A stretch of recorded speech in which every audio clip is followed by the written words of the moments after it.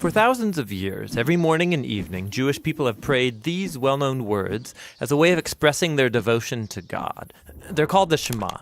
Hear, O Israel, the Lord is our God, the Lord is one. And as for you, you shall love the Lord your God with all of your heart, with all of your soul, and with all of your strength. Now, the first word of the Shema is hear or listen, which in Hebrew is pronounced Shema. That's where the prayer gets its name.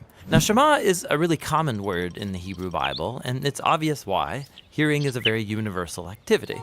It's usually connected with the ear, as in Proverbs chapter 20, ears that shema and eyes that see, the Lord has made them both. Now that seems basic enough, but if you look at the other ways that Hebrew authors can use the word Shema, they use it to mean more than just let sound waves enter your ear. In Hebrew, Shema can also mean pay attention to or focus on. So when Leah, who wasn't loved by her husband Jacob, she has a son, and she names him Simon, or in Hebrew, Shim'on, because, she says, the Lord has sham'ad, that I am unloved. So Shema means to hear and to pay attention to, and even more. It can also mean responding to what you hear. This is why so many of the cries for help in the book of Psalms begin with a call that God listen.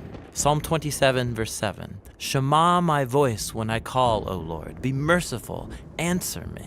So asking God to Shema is at the same time asking God to act, to do something.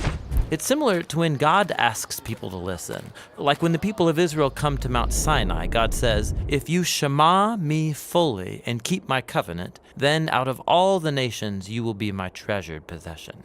Now there's a couple interesting things about this verse in Exodus. In Hebrew, the word shema is repeated twice in this sentence to give it emphasis. If you shema, meaning listen closely. But also notice that from God's point of view, listening is basically the same as keeping the covenant. So when God asks the people to shema, what he means is that they listen and obey. And that's the last fascinating thing about Shema. In ancient Hebrew, there is no separate word for obey, meaning to carry out the wishes of someone who knows better than you or is in authority over you. So in the Bible, if you want to say, I will listen and do what you say, you use the single word, Shema. In Hebrew, listening and doing are two sides of the same coin. This is why later in Israel's history, when the people were breaking their covenant promises to God, the Hebrew prophets would say things like, they have ears, but they're not listening.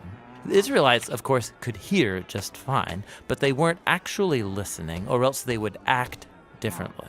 And so in the end, listening in the Bible is about giving respect to the one speaking to you and doing what they say. Real listening takes effort and action, and that's the Hebrew word Shema.